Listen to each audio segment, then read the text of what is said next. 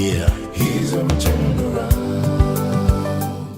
Hello and welcome to Springboard, your virtual university. My name is Albert Okran.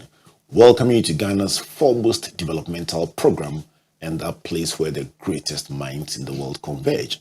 Springboard is brought to you by the Springboard Roadshow Foundation, our partners, MTN Ghana, the Enterprise Group, and the Ghana Growth Program, a collaboration between MasterCard Foundation and Springboard, along with a number of partners, over 100 of them. Over the past 3 weeks, we've been having healthy conversations about healthy relationships. In the first two editions, we were honored to have Elder Amos Kevin Annan and Dr. Ruth Osuentwi helping us to appreciate the foundations, how to build and also how to raise or maintain healthy relationships. We've veered into the challenges that people face in relationships. Last week, we began phase 2 of this journey, and it was incredible. First, we looked at the trends. What are the trends in relationships? What makes relationships today different from how we've known them over the past years or periods? Then we veered into that interesting conversation about personalities and how they present in relationships. That got many of you talking, and we still are talking, and we will keep talking. But the question at the end is marriage, is the family an endangered institution? So today we are back to talk about that.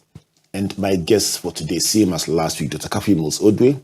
She is a licensed clinical professional counselor. Kafui, good to see you. Good to see you too. Yes. Last week was a blast. We are back again. A total blast. So the blast, was it the on-air conversation or the off-air? One day we should actually record an off-air edition of the program. Yeah. I think that would trend more than the on-air one. The cameras go off. Our conversation will begin. Is it because these are very topical issues and real issues? Yes, they are. Sometimes we don't give them the needed attention. And so sometimes when we meet, beyond what we have scripted to talk about, we also have this on the side conversation. I realize that, oh wow, we are able to share things. Team Springboard, please let's record an what you call unscripted on the side conversation. And by the way, the second voice you heard, the male voice, is that of PG Sebastian. Yeah. Relationship coach. He's also a certified family counselor and a certified digital insurer. So he is the head counselor at PG Sebastian Coaching. And so last week we laid these foundations, and I was trying to read around where the family is today. Let me share some of the themes that I'm picking up. So it's the rise of individualism. People say this is my truth. There is also the increasing number of divorces statistically. There is non-traditional family structures. So you now have single parent households. And then you have individuals who say, listen, I want the child, I don't want a man. Then you have blended families. Yeah. Then you have people who feel their personal freedoms are more important to them than the benefits of relationships. There are themes that are generally unfamiliar, that are quite dominant today. Then there is social media and the narrative on social media and how that continually pushes back on the frameworks with which we've worked over the years. I'm sure these are just samplings of some of the issues that we've dealt with over the years. PG, let me start with you. Right. What would you, from where you sit, say the current state of the family institution is? Well, I would say that the family institution is greatly evolving. I don't think it is at the danger of extinction. But I think it is evolving. It's evolving because, one, the traditional norms that govern traditional families are changing. Back in the day, we had, single source of income family, where the man goes out to work, the woman stays in the house. Now it's dual income family or dual career family, where both parties are career and people, which also suddenly changes the dynamics of the family structure in the house. How the kids are raised, the extent to which parents are involved in their upbringing goes down compared to traditionally and all of that. Then again, there is also a lot more moving away from traditional gender roles to a more equitable, egalitarian kind of experience in the house. So it is no longer the man bringing in all the money and the woman taking care of everything in the house. Now there is a blend. So the women are significantly contributing financially in the house. And we also have a lot more men getting in tune with their emotions and be willing to help around the house. So now we have men learning how to take care of babies, change diapers, and all of that. Again, mental health has also become quite a pivotal and a central theme in conversations around marriage. Previously, you just go through it. Your mother is going through depression. She's been depressed for 5 years and we don't even know.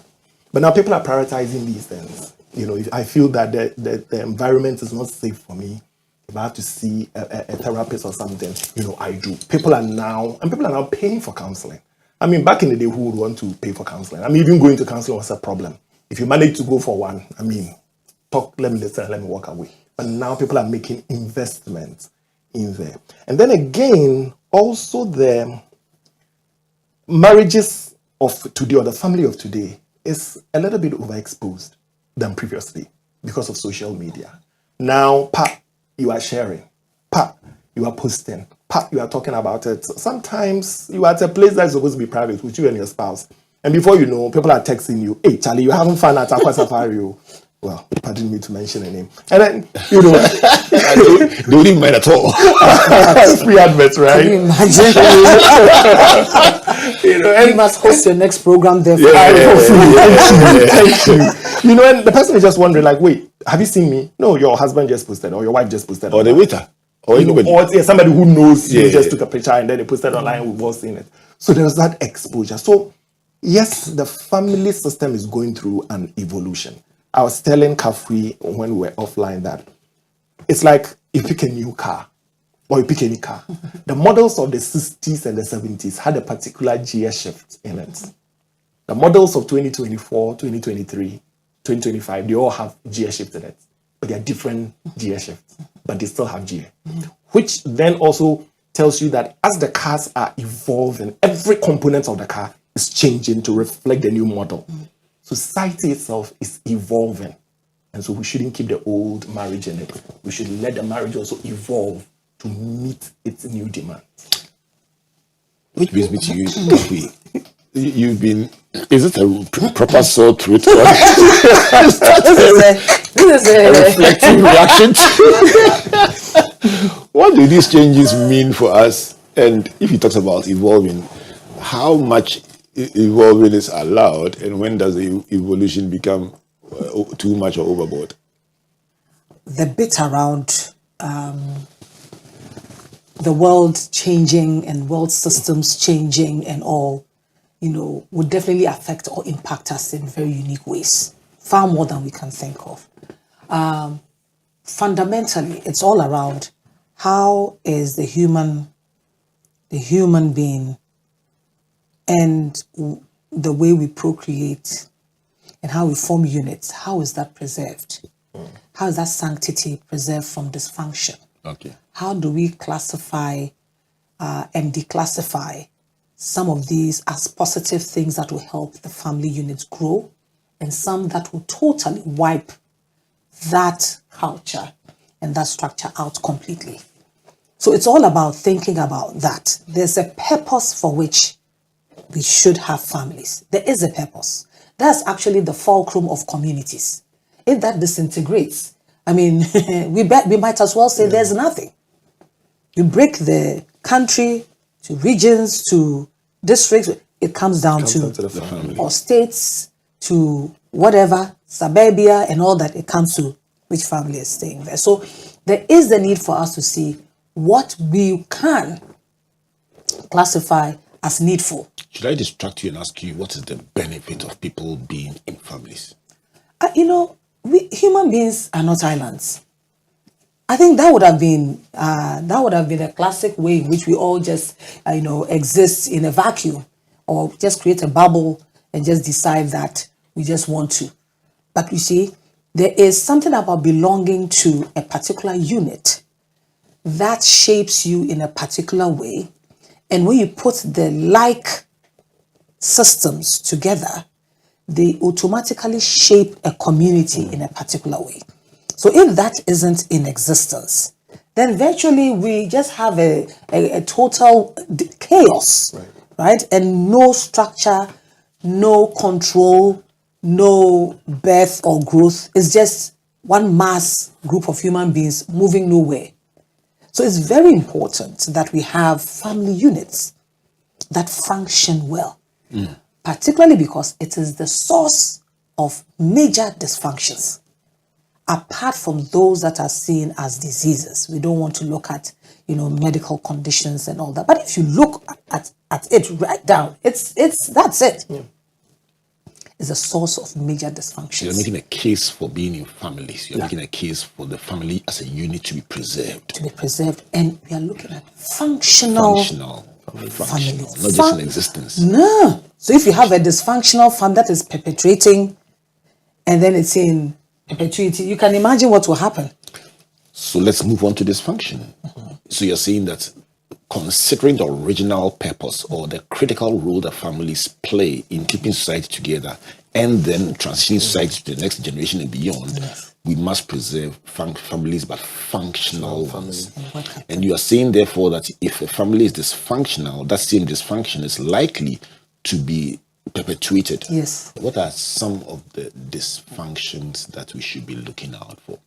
So abuse in all its forms. Emotional, physical, sexual, whichever way you want to see it. Abuse it's something we should try to work at. You have families where children are abused in there.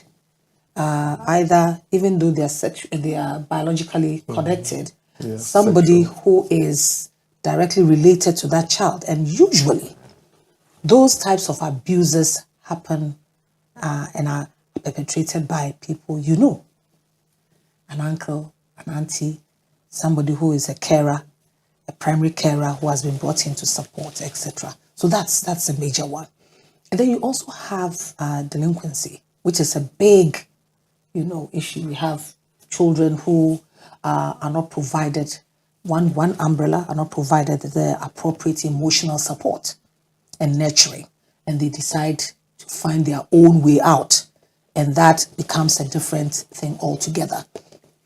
There are some too who naturally, whichever way you do it, whatever investment you give, we have issues around dysfunctions that have to do with people having children outside the agreed, unit. So you decide to bypass your spouse and then go and have a child somewhere, and that starts a problem because that child was not part of the original plan. And so you have people constantly pointing at that child, reminding that child that you were not, part of us and all. And those who are not capable of taking care of children or deciding that you want to have more kids, marry more, some not even marry them appropriately, And so these are things that we need to consider the impact, the negative impact they have on this unit and this system. So once an aspect of the system gets affected, it automatically ripples, all the way up. You may have all the nice laws, and if you have citizens who are not responsive to appropriate structure, you can imagine what will happen. Chaos, upheavals, wars, and all that. These are some of the things that happen. Then they put, the ripple effect is when you have all these things, they put, stresses on already the sectors, education systems, housing, environment. Everything starts getting affected. So there is the need for us to be deliberate about how we do this, and also faith issues, right? And so if you look at faith issues and you see how we tend to even think about how faith should be in this evolving world, and still thinking that you want to interpret the word without knowing theology. I was called, and you use that space to try to touch on doctrines that are not founded on the biblical foundations, right? It becomes a completely different thing, because you are using your experience and you are superimposing your experience on other people. If it's negative, that's what you're going to push because you don't want to be alone. And so I want to create more. In my experience, the woman has to subject to the man, so be submissive. The interpretation is completely different. So these are some of the things I would say, just in a nutshell. So the evolving or the evolution, if I may use that word, of the family and the dysfunctions of a family. These are the themes that my guests, Dr. Kafui Mills-Odoi and pgsebastian.com are sharing with us. Let's stay with the peculiarities of families today because they're not necessarily dysfunctions. Right. No. And speak to what I'm going to share next. They're not necessarily dysfunctions, but they are peculiarities. Right. So let's speak to single parent families. Let's speak to blended families. Somebody that I know posted, well, it was attributed to her. I don't know whether she posted it, so I wouldn't even say so. But it was an interesting one. She says, it would seem that some men don't want to marry a woman who has one child, what they call born one. And she sparked a conversation. And then that same week it was posted, I heard about a guy who says he's excited about the fact that he's marrying a woman with children, just to show that it can be done. And he just is excited because he thinks that the peculiar situation should not deny the person the chance of progressing their lives with a child. What is the difference? In this case, probably because somebody who knows is counseling with him and therefore he's built the confidence to make that decision and he's so sure he's making the right decision. What are the peculiar things we must be reflecting on as we deal with situations where somebody, either by virtue of becoming a widow or she just didn't get to marry the person she had a child with, is a single parent, or it could be a single parent male. Right. What about a family in which by the time they came together, one has their own child, the other has their own child? These are themes that require special abilities. What should we know? What should we do? What should we reflect on in these peculiar situations? All right. So, like you rightly said, I wouldn't say nobody wakes up and decide that they want to be single parents, because some people also become single parents by choice. But we need to understand that from the perspective of those who have the children, we need to be aware of the social stereotypes. And so when you put yourself out there in the open market to be taken, have that at the back of your mind. And don't be offended when people come and they walk away because you have a child or two. It's not a reflection of you or who you are. It's a reflection on them and their lack of appreciation and understanding. There are so many circumstances that can lead into somebody being single. I could have lost my spouse. The man could have been irresponsible and run away. How is that my fault? So there could be so many reasons. I mean, the reverse is also true. A guy can choose to say that, listen, I have a child with this woman, looking at her economic circumstance and the fact that she's not willing to do anything about it, even when I personally make intervention. Looking at her mental capacity and everything, I have determined with a couple of doctors and psychologists that she's not in the position to raise a child. So I've taken over the child. And I believe that the court sometimes allows, Yes, it does. things like that. So whether you're a man or you're a woman, putting yourself out there as a single person, but with children, no, the society will judge you negatively.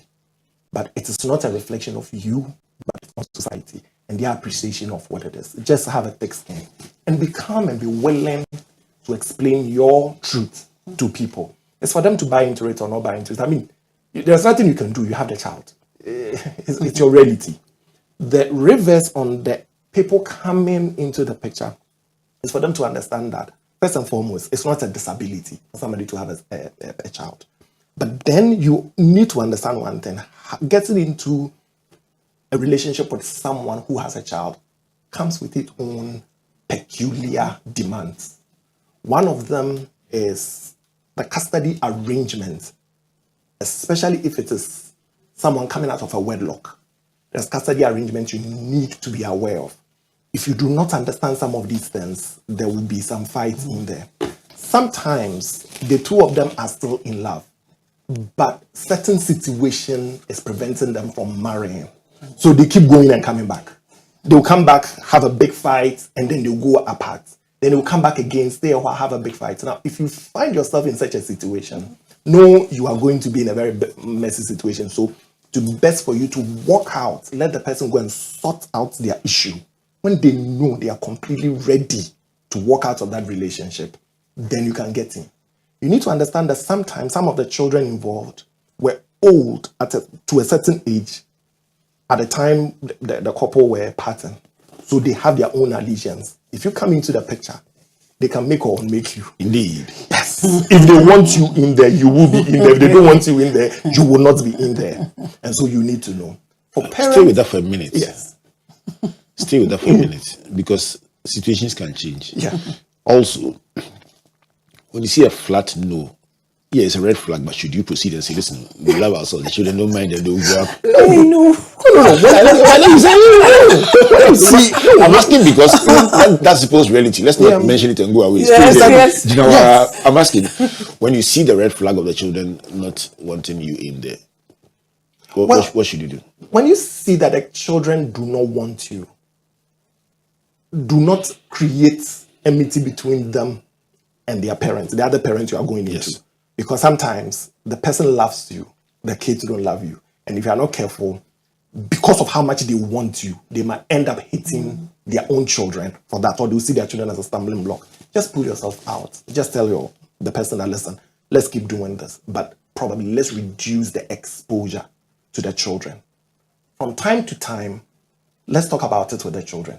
From time to time, sit the children down and let them know the need to move on. And there's a need to accept uncle so and so or auntie so and so, because that is the person I found peace with. That's the person I found love with. Over time, they will probably begin to get along. But first, get to know why they don't like the person. The why matters. You need to know why they don't like the person. Sometimes it's not a strong why. Sometimes just a why. The why is when he's coming, he doesn't bring us gifts. And our dad or our mom used to give us gifts. That's the why. The why is we don't like the way he looks at us. The why is he came and he yelled at us. So sometimes the why is not a very strong why. Sometimes, Doc, what about a strong why, like elimination by substitution? What about the one that they say, you know what, no matter what you tell me, I don't like because of B, because of B that A exited. Yes, instances where they suspect, especially when it's in close proximity. Yes. After the one left, you show up and they suspect that you were in the picture around, especially when they've met this auntie. Our daddy kept introducing us to this auntie. Immediately mommy left, now this auntie has now replaced mommy. Taking over as our mommy. Yes, then there is that. But sometimes just have that conversation. If the reasons they are given is quite legitimate, and children are very intuitive. You know, when they are young, they say something, as the Bible says, out of the mouth of suckling and babes, they are ordained strength. Yes. Sometimes children say things. Sometimes you are like, but otherwise, just have it at the back of your mind that you are likely going to find yourself in such situation. It becomes complicated when you also come in with your own children. Indeed. And so you are coming with one or two, the other person is coming with one and two. Then you need to understand that you would have to deal with differences in training. How I raise my children, how he or she also raised their children. I raise my children with tough love. They have raised their children in a modern way of liberal. And so when they come in, there are things that you, because you want to fall in love and stay in love and be at peace with your newfound love, you excuse some behaviors of his or her children. Yeah. But the same thing you will kill your children over. So now children start developing a certain type of hatred. Yes, sibling rivalry.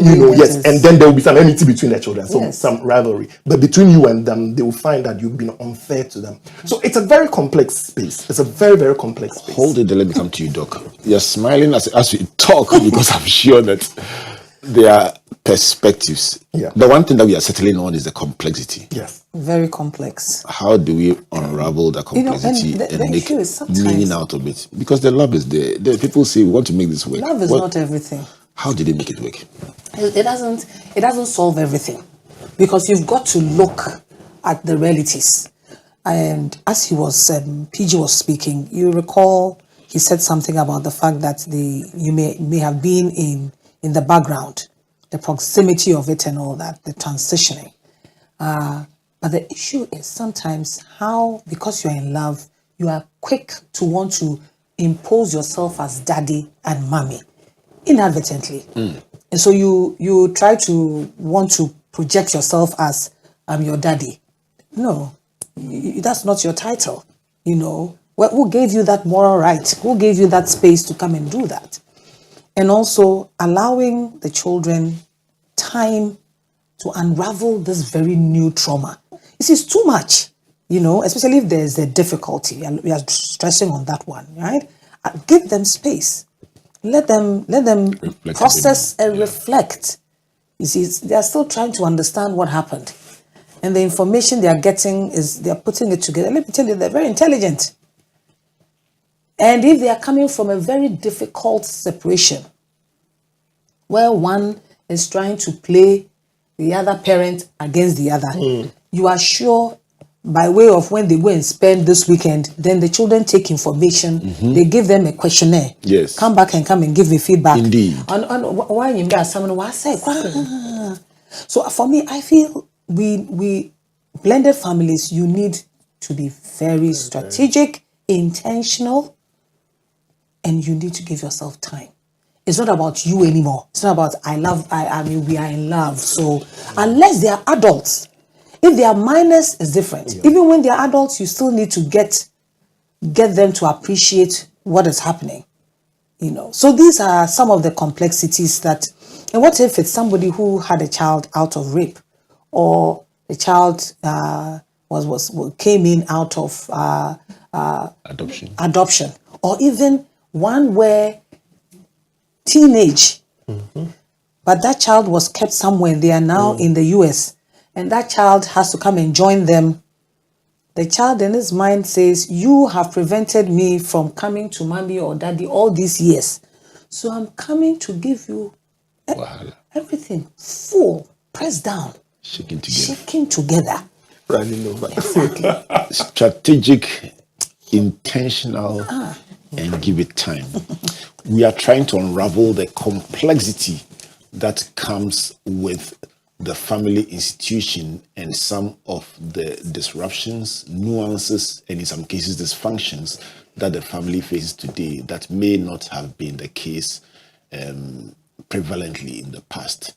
Why are we doing this? Because we are trying to build healthy families. And in these conversations this month of February, we are being a bit more bold to unpack some of the issues that we all see and we all know, but nobody wants to talk about. And we have the privilege of experts who can bring unique perspectives, trained, licensed experts to bring us perspectives to help us understand the why, so we can know the how, know the when, and know the who. Rudyard Kipling's 6 questions can be applied to these situations. And hopefully somebody listening may be able to say, oh, now I understand.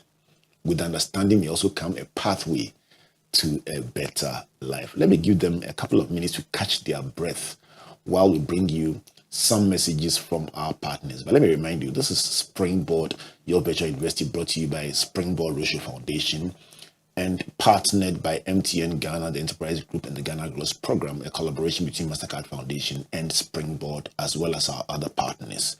After the break, I will announce another exciting venture in the agribusiness space we would like you to give your support to, as we give young people and all those who are pushing the agriculture and agribusiness space a little push so that they can build big businesses, employ our young people, and create decent and fulfilling work. Let's talk after the break. Please don't go away. Whether it's 1924, 2024, or 2124, we've always known that you are driven by your sense of safety and well-being. It is what drives us to see you through from start to finish, from small to big. And in the last 100 years, as you have evolved, so have we also expanded to serve you in many ways. From cradle to grave, with expertise in insurance, life, pensions, properties, health, and for those beautiful, memorable goodbyes. It's 2024, and in all our markets, our pedigree is recognized, our strength respected, our expertise valued, and our solutions sought by all who desire an advantage in life. Experience the time-tested and truly trusted 100 years legacy of Ghana's oldest insurer. Take charge of your future now. Insurance, life, pensions, property management, funeral services, health insurance. Enterprise, your advantage.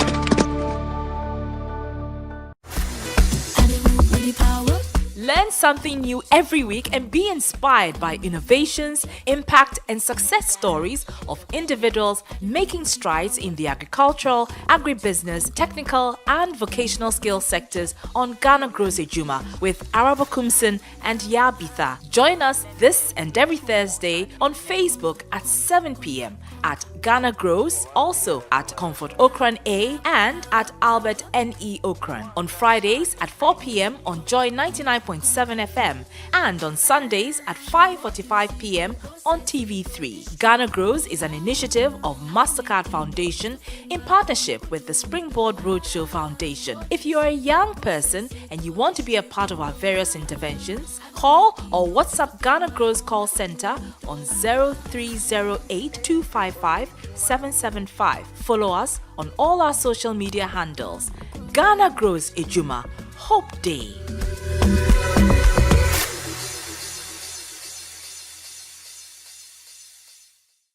Welcome back to Springboard, your virtual university, and to this incredible conversation about the family as an institution. If you've been listening and you didn't call anyone you love to listen, what have you been doing? Text somebody, WhatsApp somebody, call somebody to join in this conversation. Don't only call those who you think are in trouble. Just call anyone that you care about so we can converge in this virtual space to have one big experience reflecting on the family as an institution. This is brought to you by Springboard Roadshow Foundation in partnership with MTN Ghana, the Enterprise Group, and the Ghana Grows Program, a collaboration between MasterCard Foundation and Springboard Roadshow Foundation and partners. The enterprise tip for the day is about how to access transitions services for a funeral outside Accra. The question is simple. Is it even available if you are not in Accra? And the answer is a proud yes. From any region in Ghana, you can access the transitions services. Just visit the website for details about the smart burial packages if your funeral is outside Accra. So stop stressing and get help. This is brought to you by the Enterprise Group, and the number to call 030-263-4777. 030-263-4777. Email info@myenterprisegroup.io. Also to remind you that the call center for Ghana Grows, if you would like to call or WhatsApp us for support, opportunities, explanations, directions about anything agriculture, agribusiness, and ATVET, the number is 030-8255-775. Talking about agriculture, our business today that we'd like to highlight is Legacy Foods. They produce fresh cut yam chips, sweet potato fries, and instant chips that you can put in your deep fryer, already peeled, washed, sanitized, and baggaged. So when you come back from that meeting a bit late and you want to have it done in a few minutes, that's exactly what the busy professional needs. Beautifully packaged. So they put it in the deep fryer in the oil in a few seconds. Dinner is served and ready. And you can fry, bake, boil, and simply keep it in your freezer, and it remains available at every time. The number to call for Legacy Foods and Fresh Cut, that's the brand name, is 0244 095580. 0244 095580. In week 1, we promoted Fugu Plus that I'm wearing by Abi Awuni. The number to call 024 795 1118. The second was Aquaba Fine Foods by Mildred Akotia. The number to call 054-327-1579. And you can see their flyers right on your screen. The third business we mentioned was Mianan Foods, and the number is 0244-280-527. And today we are mentioning Legacy Foods or Fresh Cut. So let me give you the number again, 0244-095-580. Patronize these businesses, let them grow and give more young people decent and fulfilling work. We're back. Yes, we are. Dr. Kafui Mills-Odoi and PG Sebastian, please, let's talk about the stresses. Off air, I was telling you about my second year economics exam. And the person sitting next to me doing final year history. Actually, the guy, after 1 hour, he was just looking at the paper and just shaking his head and making sounds that sounded insulting. And the lecturer said, 1 hour gone. And this guy, the lecturer said, which in the local parlance is an insult. But the lecturer just looked at him and restrained himself. Between the first hour and the second hour and the third hour, the guy, or after 1 hour to 2 hours gone, the guy attempted one question. Then he cancelled it. At that point, the lecturer said, 2 hours gone and 1 hour more. The guy looked at the invigilator and said, oh, sir, you are disturbing us. Then he came and wrote minus 10. Pressure. Minus 10 with 1 hour to go. The guy had written nothing. Which means you will go to negative before you start doing it. Let's talk about stress. The kind of stress that will tell your invigilator, oh, sir, you are disturbing us. What kinds of stress are families going through, Dr. Mills-Odoi? What kinds of stresses are families going through today, so that we can be a bit more empathetic as we observe them and not think that they are, oh, sir, is being disrespectful? I think the making ends meet. Financial is a very tough one. Paying school fees, running the home, getting yourself even to work, how to afford that, make that go till the end of the month. I think some of the families would have to start considering extra income. I mean, making extra income either through, I don't want to use this buying and selling, but it's something that has to come anyway. But it's got to solve a problem. If you want to make money, then you're looking at something that you can do that solves a problem. Basic things. So sometimes the things are things you may not want to do, but someone's you can collect laundry from people in your area. You have a washing machine that you don't use every time, but you are paying electricity once you press the button. So doing something like that, starting something on a small scale, even preparing meals for people, sources for the week. I mean, this has basic. We should have a show on, and I use this solemn moment to remember my friend Dr. Michael Ajekum Ado. Come, I used to say, you see, they're rich, they're not shy. It's the poor who are shy. Yes. He says, I sell bread, I sell this. That day after the show, he sold bread right in front of JFM. Yes. From his four-wheel drive. Yes. He had bought in Kafui Mills-Odoi. He says, this bread, it is very famous these days. He removed it from the back of his four-wheel drive and sold it right in front of Joy. Jede, he says the things you are saying, those who are richer are able to do it. The poor person is thinking, what will people think? How do you help somebody who says, I can't look after my child, and yet is too shy to do what will help her look after the child? And I'm sitting down saying, listen, but people can support you all your life. Yes. Yeah, baby. Small, and then you can even start by, I offer about 20, 50 per child. That's start today care with you. Yes. Kelly J shyness. You see, Jay, Moku for people. Before you realize you are starting to prepare, condiments and things for people to use. So it's as simple as how you can explore that as well. Parenting now, our time, it was communal. The neighbors. Everybody was involved. Oh, Papa and Mommy, they say they've traveled. The neighbor will take care of you. Inside, the neighbors can come even kill you. They'll come and kill you. Now, woman be fear. When you finish, go and thank them for doing that to you, because they were helping to mold you. In this day and age, you touch somebody's child. Yes, but gated community. Hey. Now you're living in a gated community. No. You don't even know who is your neighbor. Yeah. You don't even see your neighbor for a whole year. Yeah. You don't even know them. Yeah. So, I mean, if we can now start building that communal thing, you can even start from church. Church is a very great place to start building that community. Okay. So that you are sure if you're having an issue with your son or your child, you're open about it.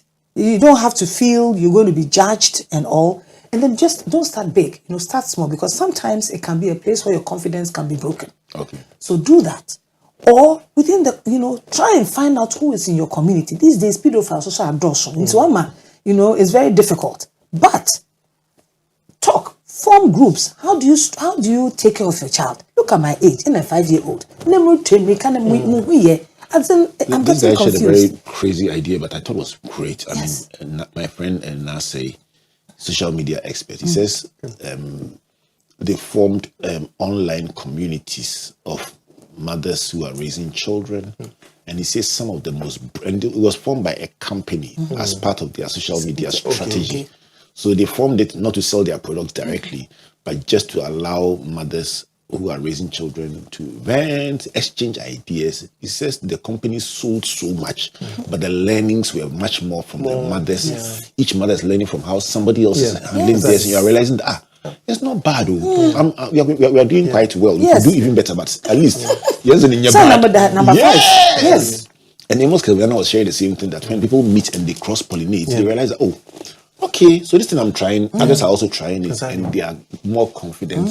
So you are saying that build a small community. Build those communities small. Start from small groups, because sometimes you're not confident about the space and knowing how things can be kept, within the space. But just come together. A small group and then move on from Because older mothers like me, I mean, it's very difficult, So how do you get together, learn, and then try to bring the children up, Right. in the appropriate way and nurture them effectively? Sometimes your children too will be more confident to tell your best friend or somebody that's this uncle that is in Yes, your yes, space yes. about the issue that you've been trying to unravel, yes, and they don't speak to you, yes, but they will speak to yes, somebody in your circle that yes. they feel a bit more comfortable Yeah. to tell what they are struggling with. Though we are trying not to allow them to be abused. Yes. Because we've realized that that's where people have abused children. But it will build a stronger community.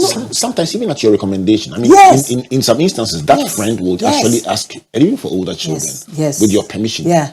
But they meet them, Yeah. and then they segue back to you. You're like, okay, now I understand, understand. and I can support them better. But you're saying that Yes. kind of network, Yes. when done properly, can be Effective. helpful. But I grew up until I realized that, Sana, Professor Sus, Onyeme blood uncle. That's a campus. Auntie, I Campus. didn't know Auntie, I didn't know. So it's got its benefits. You have a network of support, and people. You see beyond here, Belgium, Brussels, Netherlands. I'm doing this work. All those people who were my neighbors, I thought were cousins, and I can call them, get some insights in my work. So it's a helpful thing to do. So you've at talked that about level. financial. Yes. You've also talked about Yes. the Parenting. parenting. Let me come to you and borrow from my friend Professor Robert Ebohinson. One day he came to the show and made an incredible presentation. Then he said something. He said, "You know what? When I designed this presentation, I put it on my network and say, guys, I'm going on this show to go and do this presentation. It's very important to me that I get it right. This is my model that I intend to share. What do you think?" He says he got feedback from Nigeria, and they were questioning his. So he refined and refined and refined. By the time he came, the thing was great. And he says, "I'm happy to give them all the credit for refining my work. But here you are enjoying what I'm doing because I was open to get thoughts from other angles." How do we use the availability of digital platforms to enrich the perspectives we have of these stresses? So help us to appreciate. Well, I think that, like, she rightly said, social media has become a place where you can crowdsource anything. I mean, we say social media get results. Social media can help you crowdsource any kind of, solution you are looking for. And so for me, I believe that you just need to, like she rightly said, you just need to identify which of these social groups that you want to join, and then join them. But I think what happens in Ghana is that everything has been reduced to Facebook and WhatsApp. But if you go beyond Facebook and WhatsApp to a place like Reddit, they are more subject-specific platforms. So you can just go to Reddit and go and join a platform that talks about just parenting. There are some platforms, even Baby Bump. Yes. Baby Bump is an app that usually when people are pregnant, they install it. And so you queue in your last period and you start calculating your pregnancy journey. Let me borrow your thoughts for a minute. I mean, Right. I'm coming straight back to you because Sure. I'd like you to find out, apart from financial and parenting, Right. which other stresses we may So, have touched. But hold on for a second. A couple of months ago, we came to listeners and viewers and just mentioned in passing that Ghana Grows was launching a Grow Your Vegetables Challenge. It was a simple matter. Just the person who was facilitating that challenge in partnership with Springboard was Emmanuel Chini, who runs Ket Organic Farms. And he said, normally in January ending to February, that's when vegetables are the most expensive. Totally agree. And many people are unprepared. And so families financially are stretched. He says simple. He was doing something very small. Springboard said, let's make it big. I'm sure at the board level, when we went to the board level, they say, make it even bigger. Simple matter. Whoever you are, just join this WhatsApp group and you'll be shown where to find the seedlings. You are given the support. Start it in your own home. Week 2, this. Week 3, this. Find a small... Look, this week, people are harvesting. And the pictures they are showing, do you hear the areas? The areas, this comes from people who said, look, we heard it, and we didn't do it. They were just observing. Please go to the Ghana Grows Facebook page, social media pages, and you will see in their own words, unedited, right? Simply saying, thank you. This is my farm. I grew this in sacks. I didn't even have land, so I grew my vegetables in sacks, and they're just displaying it. It's just incredible how the right company, the right narrative, the right conversation can give you a better life and solve a problem you've been grappling with for a long time. Exactly. PJ, we still have a few more minutes, but which other stresses are families facing that you would like us to pick up? Okay, so I like to talk about time stress. And that's also one of the biggest stresses a lot of people have. I mean, look at where we live now. The city has become big. And everybody's acquiring cars because, again, our finances are also evolving to reflect that. And that means that people are now living at, far places away from their work or farther away from their workplace. So commuting time. And there is so much you can do in traffic. Yeah. You can talk on the phone, but it takes away the in-person interaction with people. So people are grappling with that. You go to work, you finish, you have to be in traffic and rush to church because you don't want to miss church or because you play a particular role there. Or you have to rush home. Make sure you get home, do homework before the kids can sleep. Sometimes you get there at 7 o'clock or 7:30. The kids are tired and they are halfway through sleep.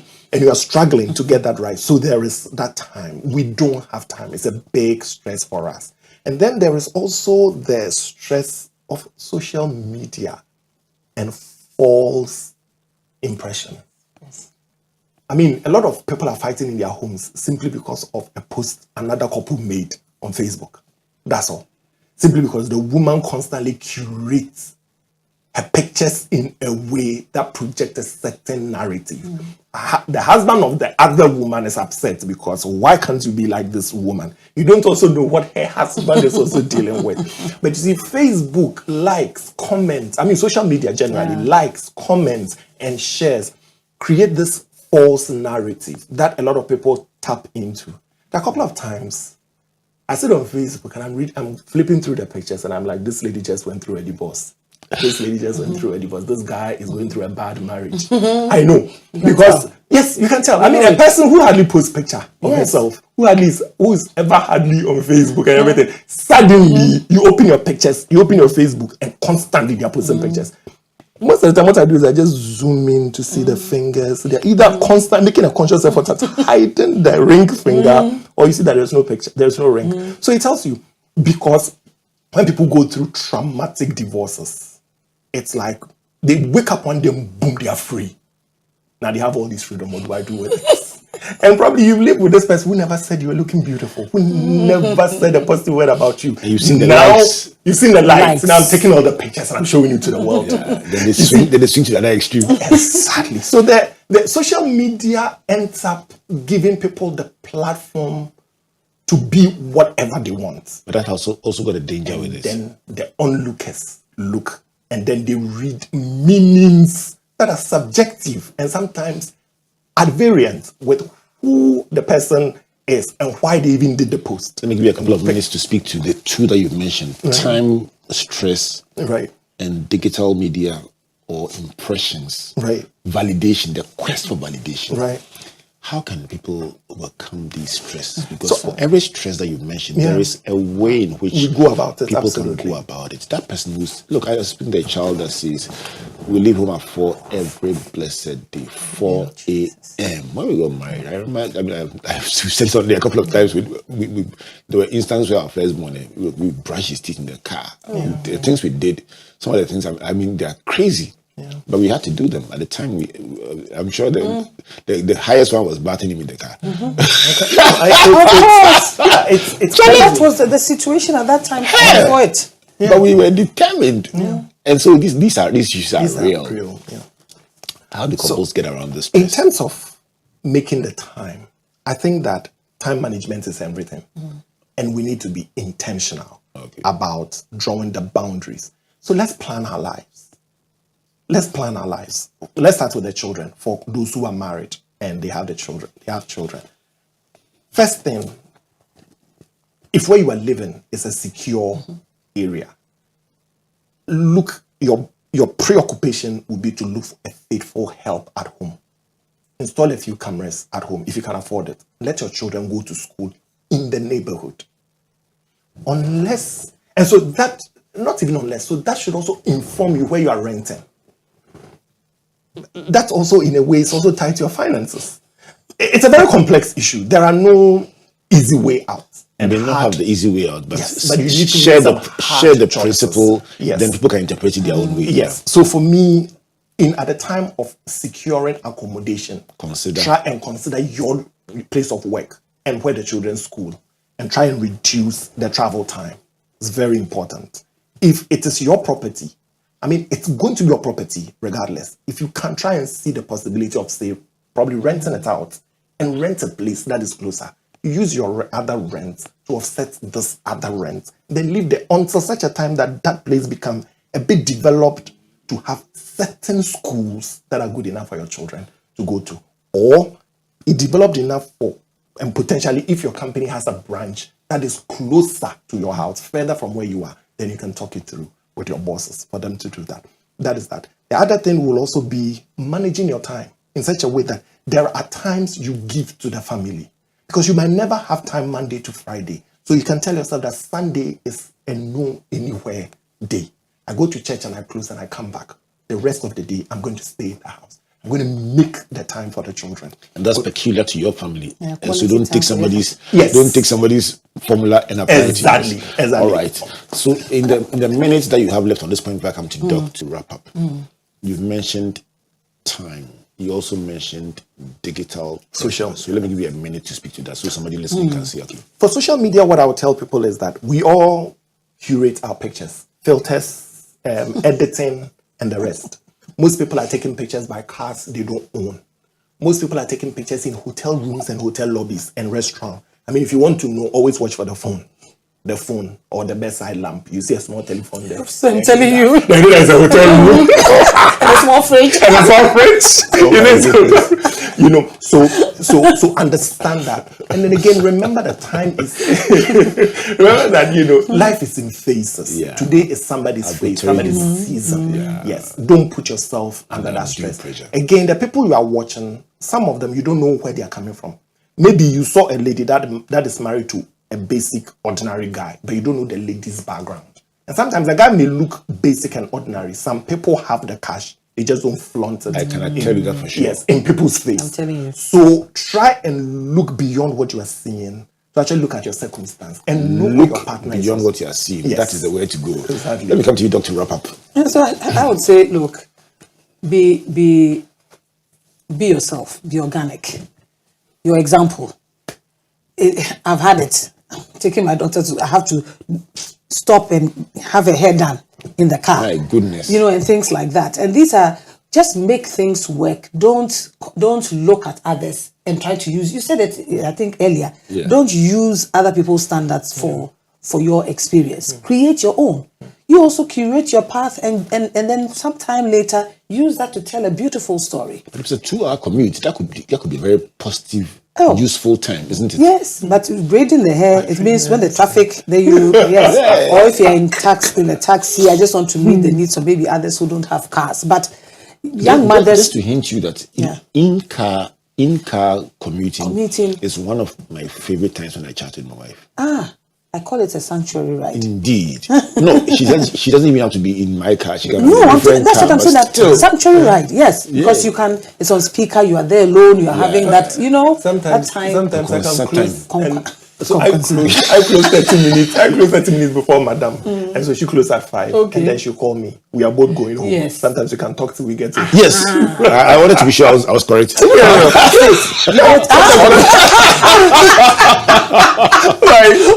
He wants to be sure Madam is Madam. Yes. I wanted to be sure I am correct. I do the same thing. I saw the same thing. That Madam is Madam. Okay. Yes. Okay. We can talk till we get home. Yes, because me, am I correct? No, but that's a rich conversation. Yeah. But it's a deliberate attempt to use and deliberate attempt to bond, nothing you can control, and then to use it to put. So everybody should use their time and also come up with innovative ways of enriching the experience they have with the family. Yeah, it's quite. It's. I think that works for everyone. Otherwise, it's an Reverend, PG, Kafui, Sami, no, it doesn't work that way. Yeah, somebody said to me on Sunday evenings, we go to visit our in-laws. When we are coming back, it's constant. We leave at 7. So on Joy FM, we are listening to Becher University, and we are comparing those. It's so the day for any reason the station makes a mistake and they don't split at 7. We've broken somebody's rhythm. Wow! Look, it's just been incredible having this conversation. And we could do this all year long. Yes. So promise me that you'll come back. Absolutely. Yes. PG, your closing thoughts for a minute. Well, what I would tell people is, yes, the family is changing because the world as we see it is also changing. Let's be open-minded. Let's explore and let's also experiment with new things. If it works, we keep it. If we see it is not going to work or it's going to be a problem, we just drop it and we pick the lessons and then we move on. Let's not be rigid and let's not be stuck in our ways. I want to openly confess that I've been so immersed in this conversation that time has flown like no other. And I want to say a big thank you to both of you. Dr. Kafui Mills-Odoi and PG Sebastian.com. So if you've been with us on in this incredible conversation, one word to describe the time we've had last week and today. Exhilarating. Chedaka Brofu. Yeah, what's the girls Brofu? PG, one word to describe your experience. Exciting. So is the E one. And exhilarating. Dr. Kafui Mills-Odoi is a licensed clinical professional counselor. Yeah. And PG simply calls himself a relationship coach, but he has a lot of others hidden under that beautiful foundation. And Albert Okran, I call myself, what do I call myself, Cra? I love conversations because I'm always learning. I'm a lifelong learner from every one of these my incredible guests. Let me say thank you to every one of you that has spent time with us, not just for today, but throughout the month of February, as we've reflected on building healthy relationships. The ultimate goal, stronger families, happy people, and people progressing as they seek to build their lives to the glory of God. And make time to say a prayer that with all these ideas that are being shared, when you implement them, God's grace will abound to you to build a better and a more fruitful life. Let me say thank you on behalf of Springboard Roadshow Foundation, our partners, MTN Ghana, the Enterprise Group, our media partners, the Multimedia Group and Graphic, and then of course also our partner, the Ghana Growth Program, anchored on the MasterCard Foundation and Springboard, as well as our other partners. My name is Albert Okran, saying God bless you, and God bless you.